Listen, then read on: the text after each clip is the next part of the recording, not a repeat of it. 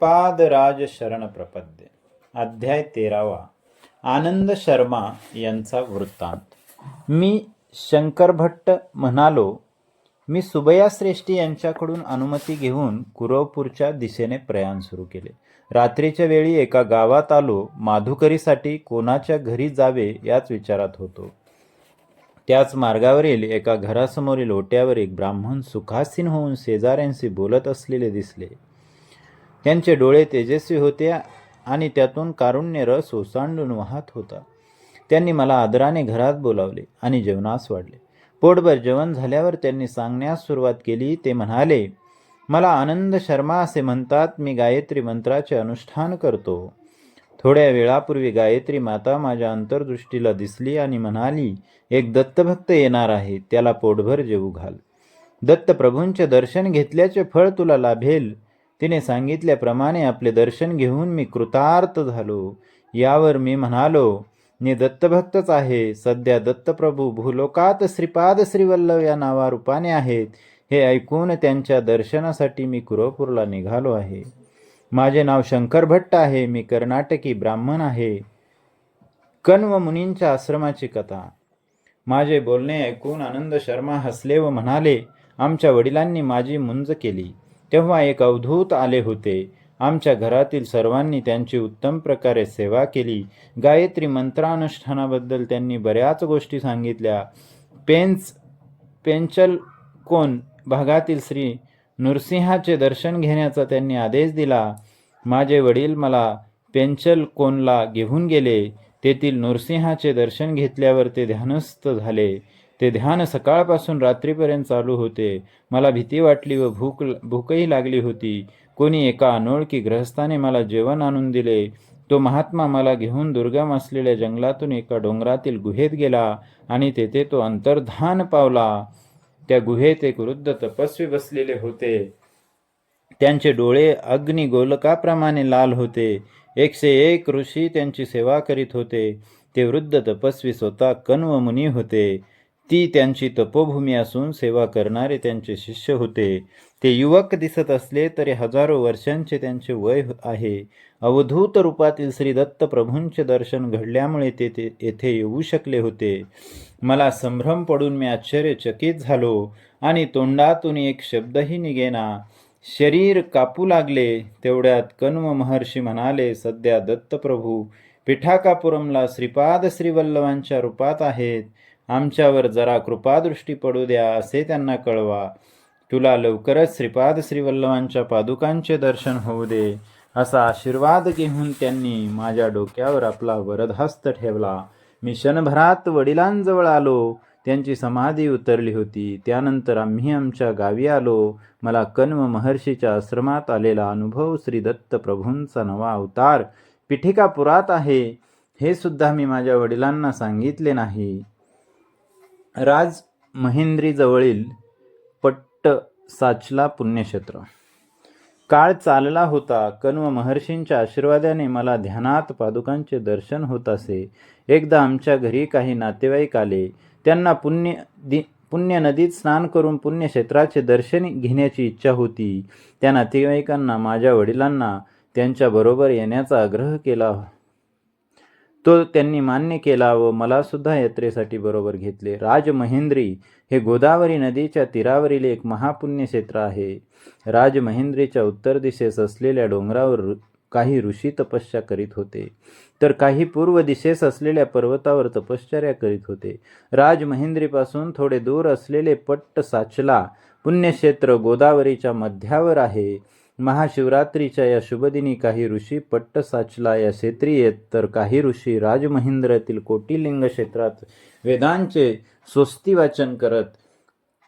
हे ऋषी परस्पर मध्य भागामधून पूर्वेकडून येत. पश्चिम, उत्तर आणि दक्षिणेकडून येणारे ऋषीगण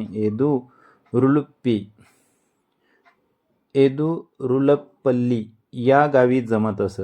या एदुरुलपल्ली ग्रामास अगदी जवळ असणाऱ्या मुनी कुडली ग्रामामध्ये विश्राम घेऊन परस्पर चर्चा करीत. माझ्या भाग्याने माझ्या वडिलांबरोबर मी मुनिकुडली ग्रामचे दर्शन घेऊ शकलो. ही शेवटी श्री दत्त प्रभूंचीच लीला होती. कलियुगात श्री दत्तात्रेयांचे प्रथम अवतरण श्रीपाद श्रीवल्लभ. तेथे जमलेले ऋषीगण अत्यंत गहन असणाऱ्या वेदांत, योगशास्त्र, ज्योतिषशास्त्र यांच्यावर चर्चा करीत होते. या चर्चेत भाग घेणारे सर्व महर्षी मुक्तकंठाने श्रीपाद श्रीवल्लभ पिटिकापुरममध्ये अवतरित होऊन कलियुगातील पूर्ण प्रथम दत्तावतार आहेत असे घोषित करीत होते. भौतिक स्वरूपात त्यांचे दर्शन घेण्यासाठी सोय नसणारे ध्यानाच्या प्रक्रियेतून त्यांच्या हृदयामध्येच दर्शन करीत होते. हा अवतार अत्यंत शांततामय असून करुणा रसाने परिपूर्ण आहे असे ते म्हणाले. माझे वडील मला पिठाकापुरमला घेऊन गेले. आमच्या बरोबर आलेले पंडित वृंद पादगयास तीर्थात स्नान करून कुकुटेश्वर मंदिरामधील विविध देवतांचे दर्शन घेऊन पूजा करून वेदांचे पठण करून श्री बाप्पनाचार्युलूंच्या घरी जाण्यास निघाले. श्री बाप्पनार्युल श्री अप्पलराज शर्मा त्या पंडित वृंदा बरोबर वेद स्वस्ती वाचन करून आम्हाला भेटले. ते दृश्य अत्यंत मनोहरी होते. असे दिव्य भव्य दृश्य पाहावयास मिळणे हे सुद्धा पूर्वजन्मांचे सुकृतच. श्रीपाद प्रभूंचे दिव्य मंगल स्वरूप वर्णन. आम्हा सर्वांसाठी श्री बाप्पनाचार्युलींच्या घरी मेजवानीचा थाट केला होता. त्यावेळी श्रीपादांचे वय 5 वर्षाहून कमी होते. सुकोमल लहान वयाचा तो दिव्य शिशु अत्यंत तेजोवंत, वर्चस्वी, सुंदर, अजानुबाहू, नेत्रोद्वयात अनंत प्रेम करुणा भरून असलेला असा होता, ज्याचे वर्णन करता वेद थकले. तेथे माझ्यासारख्या पामराची काय कथा. मी त्यांच्या श्रीचरणांना स्पर्श करून नमस्कार केला तेव्हा त्यांनी आपला अभयहस्त माझ्या शिरावर ठेवला. जन्मजन्मांतरापासून माझा अनुग्रह तुझ्यावर आहे. पुढच्या जन्मी व्यंकटया या नावाने अवधूत होऊन, निरताग्निहोत्री होऊन, दुष्काळ पडल्यावर पाऊस पाडण्याचे सामर्थ्य तुला प्राप्त होईल. तसेच सांसारिक लोकांना होणाऱ्या त्रासांचे शमन करण्यास समर्थ होशील असा श्रीपाद प्रभूंनी आशीर्वाद दिला. मी म्हणालो, श्रीपाद प्रभूंच्या लीला अद्भुत, अगम्य आणि अनाकलनीय आहेत. गायत्री मंत्राच्या साधनेतील रहस्य उलगडून दाखवण्याची कृपा करावी. श्रीपाद प्रभूंकडून गायत्री मंत्र सर्वाक्षर महिमा. आनंद शर्मा म्हणाले, गायत्री शक्ती विश्वव्याप्त आहे. तिच्याशी संबंधित प्रस्थापित केला असता सूक्ष्म प्रकृती स्वाधीन होते. तिच्या योगाने भौतिक, मानसिक तसेच अध्यात्माशी संबंधित क्षेत्रातील सर्व प्रकारची संपत्ती प्राप्त होऊ शकते. आपल्या शरीरात असंख्य नाड्यांचे जाळे पसरलेले आहे. यातील काही नाड्या जुळल्या असता त्यांना ग्रंथी म्हणतात. जपयोगात श्रद्धा निष्ठा असलेल्या साधकांच्या मंत्रोच्चारणाने या ग्रंथी जागृत होऊन त्यातील सुप्त शक्तीचा प्रादुर्भाव होतो. ओम या अक्षराचा उच्चार केला असता मस्तकातील भाग प्रभावित होतो. भू या अक्षराचा उच्चाराने उजव्या डोळ्यावरील 4 बोटांचा कपाळाचा भाग जागृत होतो. भुव च्या उच्चाराने मानवाच्या भ्रुकुटीच्या वरील 3 अंगुलीचा भाग प्रभावित होतो. सो या अक्षराच्या उच्चाराने डाव्या डोळ्यावरील कपाळाच्या 4 अंगुली इतका भाग जागृत होतो. तत् च्या उच्चाराने आज्ञाचक्रामध्ये असलेली तापिनी ग्रंथातील सुप्त असलेली साफल्य शक्ती जागृत होते. स च्या उच्चाराने डाव्या डोळ्यातील सफलता नावाचा ग्रंथीमध्ये सुप्त रूपाने असलेली पराक्रमा शक्ती प्रभावित होते. वी चे उच्चारण केले असता डाव्या डोळ्यामधील विश्व ग्रंथीमध्ये स्थित असलेली पालन शक्ती जागृत होते.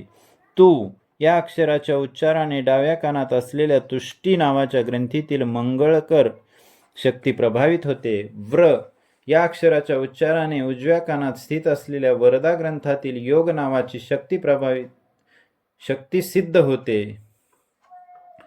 रे चा उच्चार केला असता नासिकेच्या मुळाशी स्थित असलेल्या रेवती ग्रंथातील प्रेम शक्तीची जागृती होते. नी च्या अक्षराने वरील ओठावर असलेल्या सूक्ष्म ग्रंथीतील सुप्त शक्ती धनसंध्या जागृत होते. य या अक्षराच्या उच्चाराने आपल्या खालच्या ओठावर असलेल्या ज्ञान ग्रंथीतील तेज शक्तीची सिद्धी होते. भ या अक्षराच्या समुदायाच्या उच्चाराने कंठात असलेल्या भग ग्रंथीतील रक्षणा शक्ती जागृत होते. ग्रो चा उच्चार केला असता कंठकुपात स्थित असलेल्या गोमती नावाच्या ग्रंथीतील बुद्धिशक्तीची सिद्धी होते. दे च्या उच्चाराने डाव्या छातीच्या वरच्या भागात असलेल्या देविका ग्रंथीमधील दमनशक्ती प्रभावित होते. व चा उच्चार उजव्या छातीच्या वरील भागात असलेल्या वराही ग्रंथीतील निष्ठाशक्तीची सिद्धी करतो. से च्या उच्चाराने पोटाच्या वरील बाजूस ज्या ठिकाणी बरगड्या जुळतात सिंहिणी नावाची ग्रंथी असते, या ग्रंथीतील धारणाशक्ती प्रभावित होते. धी च्या उच्चाराने यकृतात असलेल्या ध्यान ग्रंथीतील प्राणशक्ती सिद्ध होते. म या अक्षराच्या उच्चाराने आपल्या प्लेहामध्ये असलेल्या मर्यादा ग्रंथीतील संयम शक्तीची जागृती होते. ही च्या उच्चाराने नाभीतील स्फुट ग्रंथीतील तपोशक्ती सिद्ध होते. धी या अक्षराच्या उच्चाराने पाठीच्या कण्याच्या खालील भागात असलेल्या मेघा ग्रंथीतील दूरदर्शिता शक्तीची सिद्धी होते. यो च्या उच्चाराने डाव्या भुजेत स्थित असलेल्या योगमाया ग्रंथीतील अंतर्निहित शक्ती जागृत होते. यो च्या उच्चाराने उजव्या भुजेमध्ये स्थित असलेल्या योगिनी ग्रंथीतील उत्पादन शक्ती जागृत होते. न या अक्षराच्या उच्चाराने उजव्या कोपरामध्ये असलेल्या धारिणी ग्रंथातील सरसता शक्तीची सिद्धी होते. प्र या अक्षराच्या उच्चाराने डाव्या कोपऱ्यात असलेल्या प्रभव ग्रंथीतील आदर्श नावाच्या शक्तीची जागृती होते. चो या अक्षराच्या उच्चाराने उजव्या मनगटात स्थित असलेल्या उष्मा ग्रंथीतील साहस शक्तीची सिद्धी होते. द या अक्षराच्या उच्चाराने उजव्या तळहातावर असलेल्या दृश्य नावाच्या ग्रंथीतील विवेक शक्तीची जागृती होते. यात या अक्षर द्वयाच्या उच्चाराने डाव्या तळहातावरील निरंजन ग्रंथीतील सेवाशक्ती सिद्ध होते. अशा प्रकारे गायत्री मंत्रातील 24 अक्षरांचा 24 ग्रंथी आणि त्यांच्या 24 प्रकारच्या शक्ती यांच्याशी निकटचा संबंध आहे. 9 ही संख्या न बदलणारी असून ब्रह्मतत्वाची सूचक आहे. 8 ही संख्या माया तत्वाला सूचित करणारी आहे. दो चपाती देवलक्ष्मी ह्या वाक्याचे विवरण. श्रीपाद प्रभू त्यांना आवडणाऱ्या घरातून 2 पोळ्या म्हणजे चपात्या स्वीकार करीत असत. ते दो चपाती देवलक्ष्मी असे म्हणण्याऐवजी दो चौपाती देवलक्ष्मी असे म्हणत. दो म्हणजे 2 ही संख्या, चौ म्हणजे 4. पतिदेव या शब्दात जगतप्रभू असलेल्या परमेश्वराची 9 ही संख्या सूचित आहे. लक्ष्मी शब्द माया स्वरूप असलेल्या 8 या संख्येची सूचना देतो. म्हणून 2, 4, 9, 8 ही संख्या अद्भुत संख्या मानली जाते. तेच गायत्री स्वरूप आहे, परमात्मा स्वरूप आहे, पराशक्ती सुद्धा तेच आहे हे सुचवण्यासाठी या संख्या श्रीपाद प्रभू या पद्धतीने जोडित असत.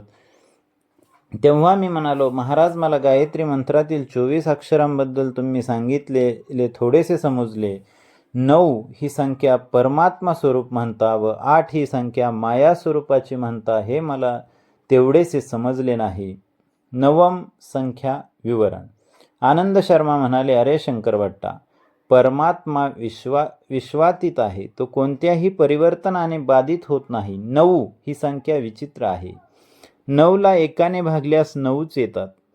9ला 2ने गुणल्यास 18 येतात. 1 आणि 8ची बेरीज 9च येते. 9ला 3ने गुणल्यास 27 ही संख्या येते. 2 आणि 7ची बेरीज 9च येते. या प्रकारे कितीही संख्येने गुणले आणि येणाऱ्या संख्येचे आकडे एकत्र केल्यास 9 हीच संख्या येते. त्यामुळे 9 ही संख्या ब्रह्मतत्व सुचवते. गायत्री मंत्राचे निवरण. गायत्री मंत्र हा कल्पतरूप्रमाणे आहे. यातील ओंकार भूमीतून वर येणारा कोंब मानला जातो. भगवंत आहे याचे ज्ञान परमेश्वरावरील निष्ठा ओंकाराच्या उच्चाराने येते.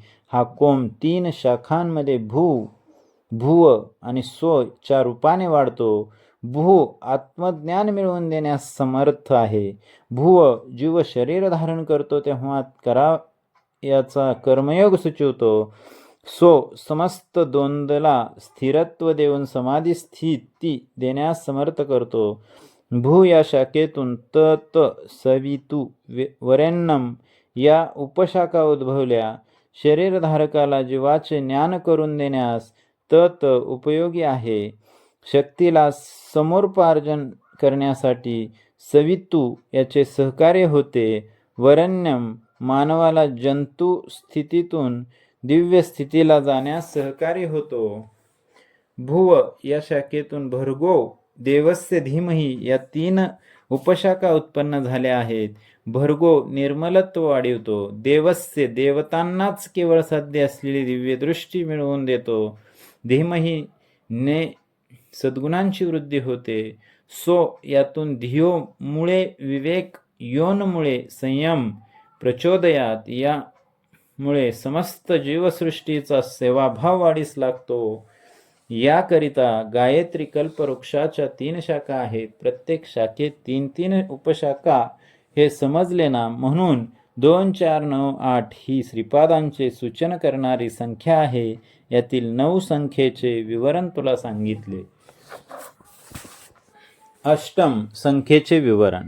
8 ही संख्या माया स्वरूप आहे. हे अनघा माता तत्व आहे.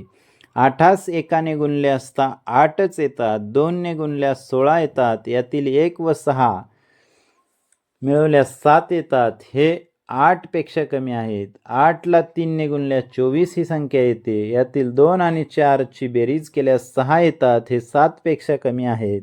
याप्रमाणे सृष्टीतील समस्त जीवराशीमधील शक्ती हरण सामर्थ्य जगन्मातेत आहे. कोणी कितीही मोठा असला तरी त्याला लहान करून दाखवण्याची शक्ती मायेत आहे. श्रीपाद श्रीवल्लभ गायत्री माता स्वरूप आहेत. ते अनघा देवी समवेत श्री दत्त आहेत. त्यांची वाक काय कर्माने आराधना करण्याने सर्व इच्छा पूर्ण होतात. गायत्री मातेमध्ये प्रातकाळी हंसारूढ असलेली ब्राह्मी शक्ती असते. मध्यान्ह काळात गरुडारूढ असलेली वैष्णवी शक्ती असते. सायंकाळी वृषभारूढ असलेली शांभवी शक्ती असते. गायत्री मंत्राची अधिष्ठात्री देवता सविता आहे. त्रेतायुगात श्री पिठकापुरात भारद्वाज महर्षींनी सावित्र काठक चयन केल्याचे फळस्वरूप श्रीपाद श्रीवल्लभांचा अवतार झाला. सविता देवता प्रातकाळी ऋग्वेद रूपात असते. रात्री अथर्व वेद रूपात असते. आपल्या डोळ्यांना दिसणारा सूर्य केवळ एक प्रतीक रूप आहे. योगी जेव्हा महाउन्नत स्थितीला पोहोचतात तेव्हा त्रिकोणाकार असलेल्या जाज्वल्यमान्य प्रकाशमान ब्रह्मयोनीचे दर्शन देऊ शकतात. यातूनच कोट्यानकोटी ब्रह्मांड प्रत्येक क्षणाला उत्पन्न होतात आणि प्रत्येक क्षणी संरक्षण होत असते.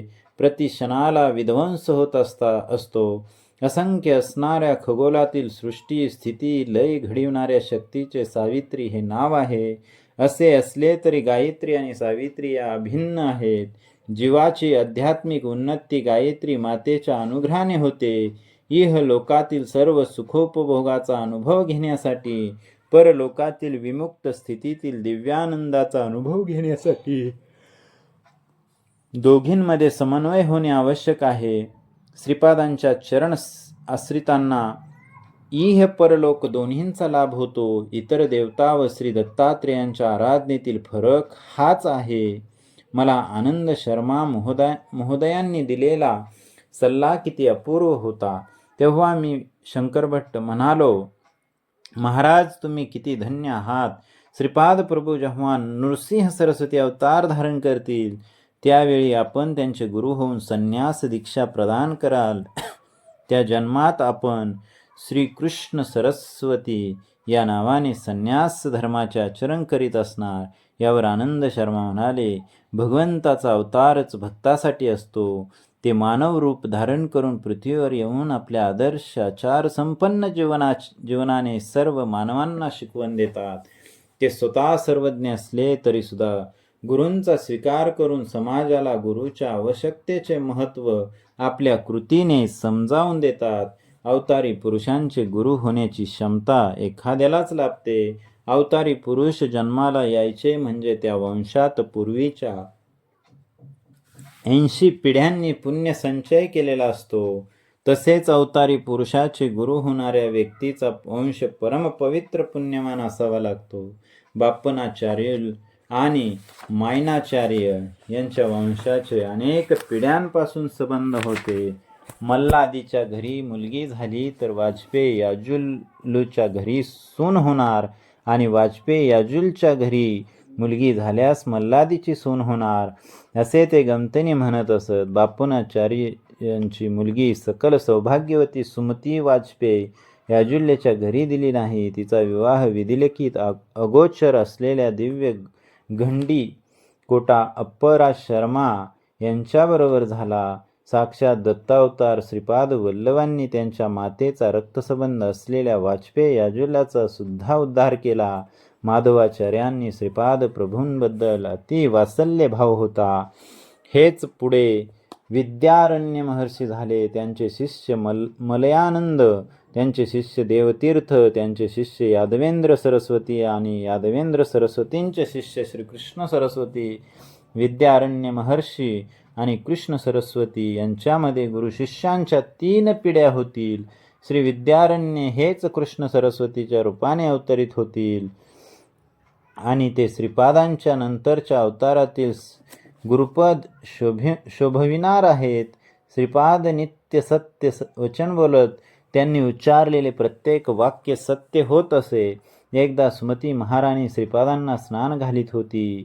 तेवढ्यात व्यंकटप्पया श्रेष्ठी तेथे आले. त्यांना पाहून श्रीपाद म्हणाले, आपले गोत्र मार्कंडेय का? हे ऐकून उत्तर न देता श्रीपादांचे गोड बोलणे ऐकून हसले. वास्तविक पाहता श्रीपादांचे गोत्र भारद्वाज होते.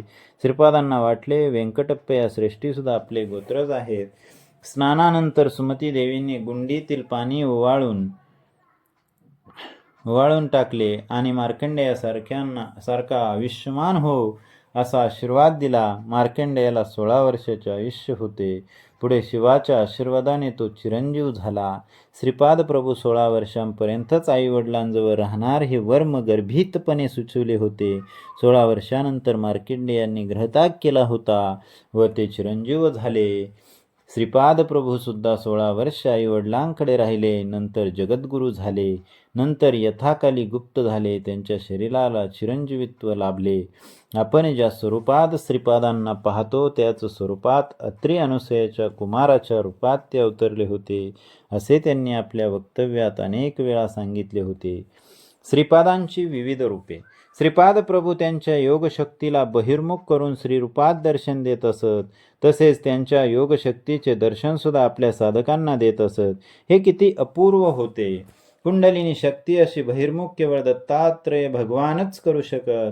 16 वर्षाच्या वयाचे असतानाचे नवयवन दंती रूप श्रीपाद प्रभूंनी त्यांच्या माता पिता नरसिंह वर्मा पती पत्नी बापूनार्य राजंबा व्यंकटप्पया श्रेष्ठी दाम्पत्य या सर्वांना आपल्या अद्भुत लीलाशक्तीचे स्वरूप दाखविले. श्रीपादांच्या 16व्या वर्षी त्यांचा विवाह करावा अशी त्यांच्या मातापित्यांची फार इच्छा होती, परंतु त्यांची निराशाच झाली.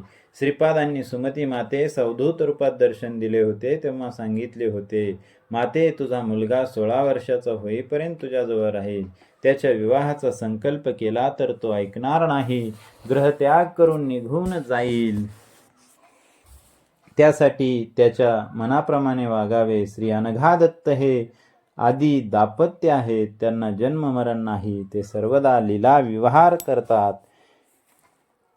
ते श्रीपाद वल्लभांच्या रूपात, नृसिंह सरस्वतींच्या रूपात, स्वामी समर्थांच्या रूपात अर्धनारीश्वर होऊन राहतील. मंडलकाल अर्चना आणि श्रीपाद श्रीवल्लभ चरित्रामृताचे पारायण केल्याने मिळणारे फळ. श्रीपादांचा गणेश चतुर्थीस अवतार झाला हे विशेष आहे.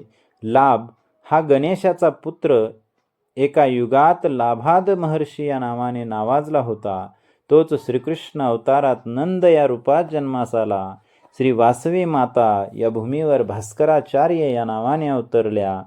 लाभ श्रीपाद श्रीवल्लभांच्या अवतार कालात त्यांचे आजोबांच्या स्वरूपात जन्मास आले होते. आपल्या तत्वामध्ये विघ्न विनाशक तत्व स्थिर करून श्रीपाद प्रभू अवतरले. ते अवतरले तेव्हा चित्रा नक्षत्र होते.